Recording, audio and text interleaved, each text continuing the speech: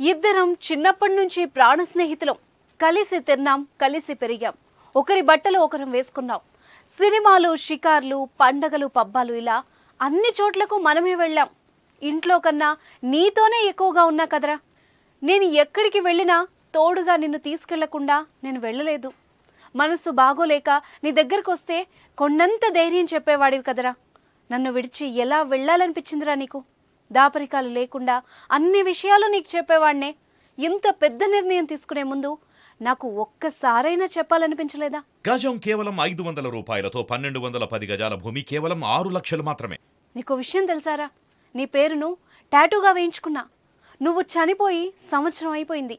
నీవు లేక నా మనసులో లేదు.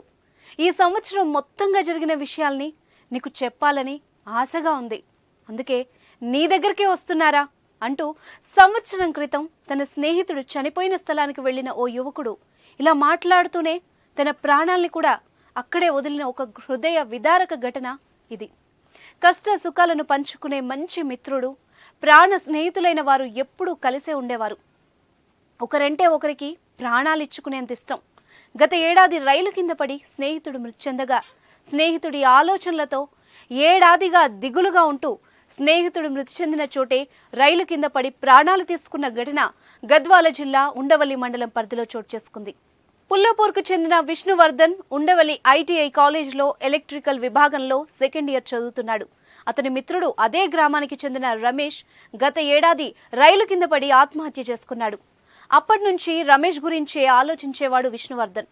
రమేష్తో గడిపిన తన జ్ఞాపకాలను స్టేటస్గా పెట్టుకుని మిత్రుడి పేరును టాటూ కూడా వేయించుకున్నాడు. గురువారం ఇంటి నుంచి బైక్ మీద రమేష్ చనిపోయిన స్థలానికి వెళ్ళాడు విష్ణువర్ధన్. అక్కడి నుంచి మరో మిత్రుడు నాగరాజ్కు ఫోన్ చేశాడు. అరే, నేను రమేష్ చనిపోయిన చోటుకొచ్చాను, మరి కాసేపట్లో నేను కూడా వాడి దగ్గరికి వెళ్తున్నాను, బాయ్రా ఇక అంటూ ఫోన్ని కట్ చేశాడు. వెంటనే నాగరాజు తన బావ మధుకు, మిత్రుడు చరణ్కు విషయం చెప్పాడు.